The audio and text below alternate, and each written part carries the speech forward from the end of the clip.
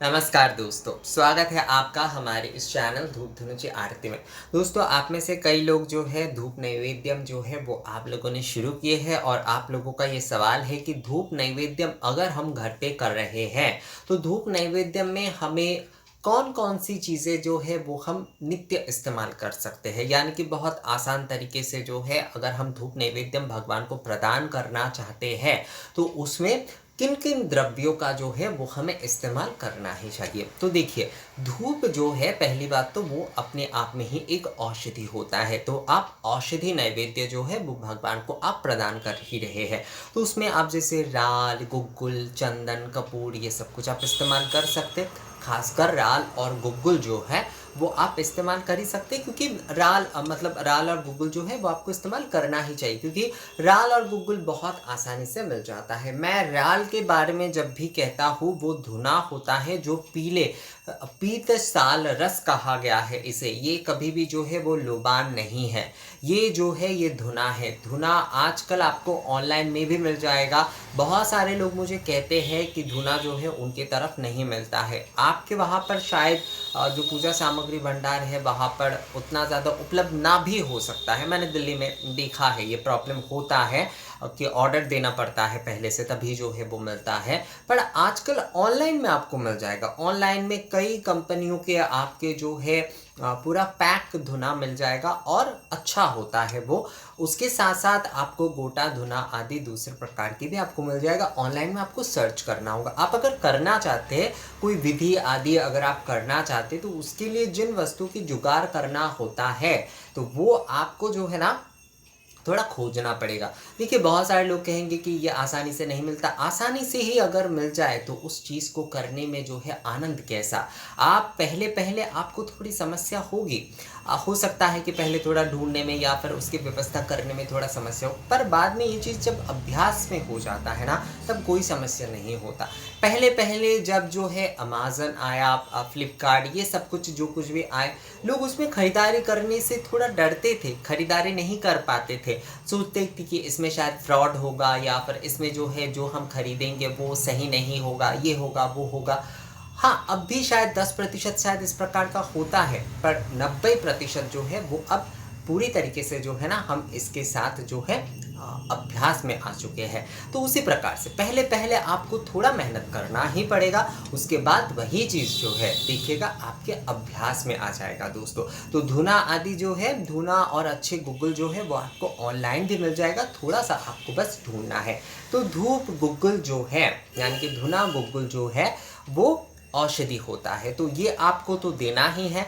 उसके साथ-साथ घृत जो है और धूप नैवेद्यम और धूप निवेदन जो है वो आपको अलग करना चाहिए। आप अगर धूप नैवेद्यम धूप सेवा के तौर पर दे रहे हैं तो धूप निवेदन जैसे कि आप पूजा के समय आप धूप निवेदन कर रहे हैं और धूप नैवेद्यम भी आप कर रहे हैं, तो धूप निवेदन जो है वो अलग होगा और धूप नैवेद्यम जो है वो आपको अलग करना चाहिए। हाँ, आप अगर दो धुनुची पात्र नहीं कर रहे हैं तो जिसमें आपने धूप निवेदन किए है उसमें आप धूप नैवेद्यम कर सकते हैं, पर दोनों विषय जो होता है वो अलग होता है। ये विषय जो है वो आपको समझना होगा। वैसे निवेदन का अर्थ सारे ही जो होते वो नैवेद्य ही होते हैं, पर धूप नैवेद्यम ये एक प्रकार से जो है ना एक हम भोग की भावना से दे रहे हैं। तो इसमें जो है आपको जो है औषधि राल गुग्गुल इस्तेमाल के साथ-साथ आपको आप घी जो है वो आप इस्तेमाल कर सकते हैं, क्योंकि घी जो इस्तेमाल करना चाहिए। ये सारी चीज़ें ना असल में इस्तेमाल कर सकते का मतलब है कि आपको इस्तेमाल ही करना चाहिए। घी जो है वो आपको इस्तेमाल करना ही चाहिए। घी आपको मिल ही जाता है और नित्य प्रतिदिन के आपकी पूजा में आप घी के दीपक आदि जलाते हैं या फिर पूजा में घी जो है वो आपको इस्तेमाल किसी ना किसी प्रकार से अवश्य करना चाहिए। तो धूप नैवेद्यम में या फिर धूप प्रज्वलन में घी के बाती से ही आपको धूप प्रज्वलन करना होता है, तो उसमें आप जो है अवश्य जो है घी का उपयोग जो है वो आप अवश्य करिए। जो शुद्ध घी होता है उसका आप उपयोग करिए। उसके साथ-साथ अगर शहद उपयोग करना चाहते हैं तो कर सकते हैं। घी और शहद ये जो है नैवेद्य के तौर पर सहज तौर पर अगर आप जो है कुछ देना चाहते हैं तो शहद और घी जो है वो आप अपने घर पे मौजूद रख सकते हैं। नित्य दिन के धूप नैवेद्यम आसान तरीके से राल गुग्गुल के साथ जो है, मतलब राल गुग्गुल औषधि के साथ जो है आप धूप नैवेद्य में घी और शहद जो है वो इस्तेमाल कर सकते हैं सहज रूप से। उसके साथ साथ अगर आप अक्षत नैवेद्य यानी कि जो अक्षत होता है वो भी घृत के साथ मिलाकर जो है आप अगर देना चाहे तो आप दे सकते हैं नित्य प्रतिदिन।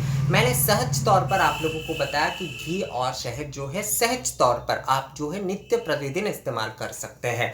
पर जैसे कि किसी किसी का मान लीजिए गुरुवार जैसे लक्ष्मी नारायण की पूजा कोई विशेष तौर पर कर रहे हैं तो उस दिन उनका मन हो सकता है कि हम कुछ शर्करा आदि और अक्षत आदि जो है वो भी हम निवेदन करेंगे धूप नैवेद्य में, अग्नि भोग में या गंध भोग में जो है। तो उसमें जो है ना आप घृत मिश्रित जो अरवा चावल होते हैं यानी कि अक्षत होते हैं वो आप निवेदन कर सकते हैं।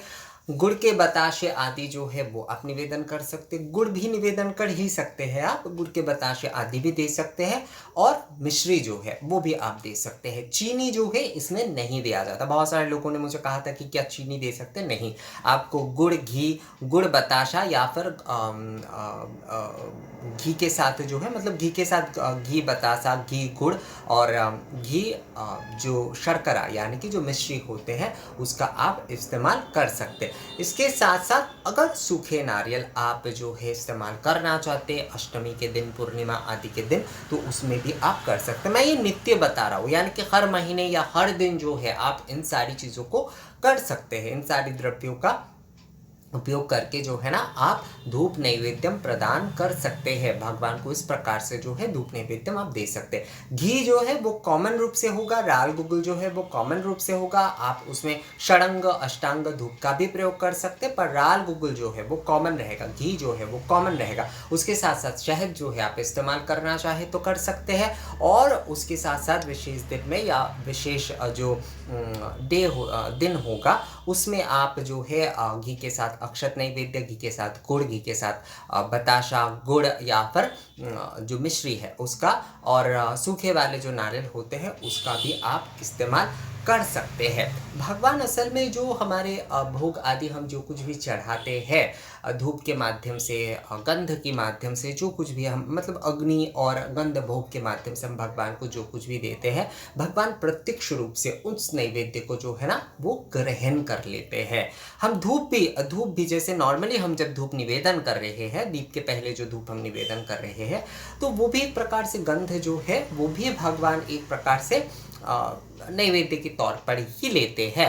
पर धूप नैवेद्यम यानी कि जैसे कि हम भोजन देते हैं कुछ जो है, उसी जगह पर औषधि आदि आज्य यानी कि घृत आदि के साथ, शर्करा आदि के साथ हम जो है अग्नि भोग भगवान को प्रदान कर रहे हैं, अग्नि और गंध भोग। इस अग्नि और गंध माध्यम से ही भगवान जो है नैवेद्य भोग आदि ग्रहण करते हैं। बाकी जो कुछ भी हम भोजन के तौर पर देते हैं उसमें वो दृष्टि भोग देते हैं, दृष्टि भोग लेते हैं वो, और हमारे लिए जो है प्रसाद के तौर पर वो छोड़ देते हैं। और उसे हम प्रसाद लेकर मतलब जो ज्योति होते हैं ना दृष्टि भोग के माध्यम से उसमें समाहित हो जाते हैं और वो दिव्य हो जाता है। उसके बाद हम उन खाद्य चीज़ों को जो है वो हम ग्रहण करते हैं।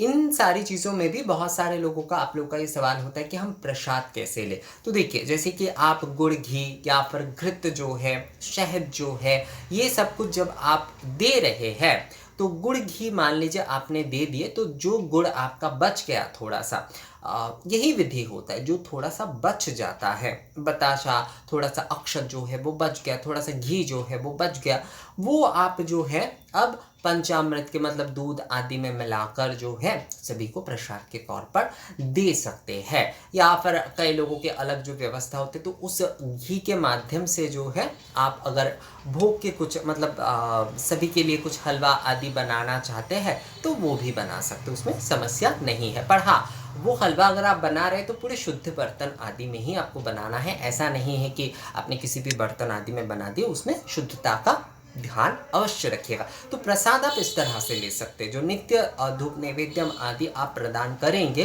तो उसमें जो बच जाता है, घृत हो, नारियल के टुकड़े हो, शर्करा की जो कुछ भी हो, मिश्री, बताशे की जो कुछ भी बच जाता है, उसे जो है आपको प्रसाद के तौर पर लेना चाहिए और सभी को अवश्य बांटना चाहिए। और साथ में जो है जो धूम्र है मतलब धूप नैवेद्यम के जो धूम्र है ना, उसे भी जो है वो आप अवश्य लीजिएगा दोस्तों। वो भी जो है वो प्रसाद होता है। उसके ताप धूम्र जो है वो भी अवश्य ग्रहण करिएगा।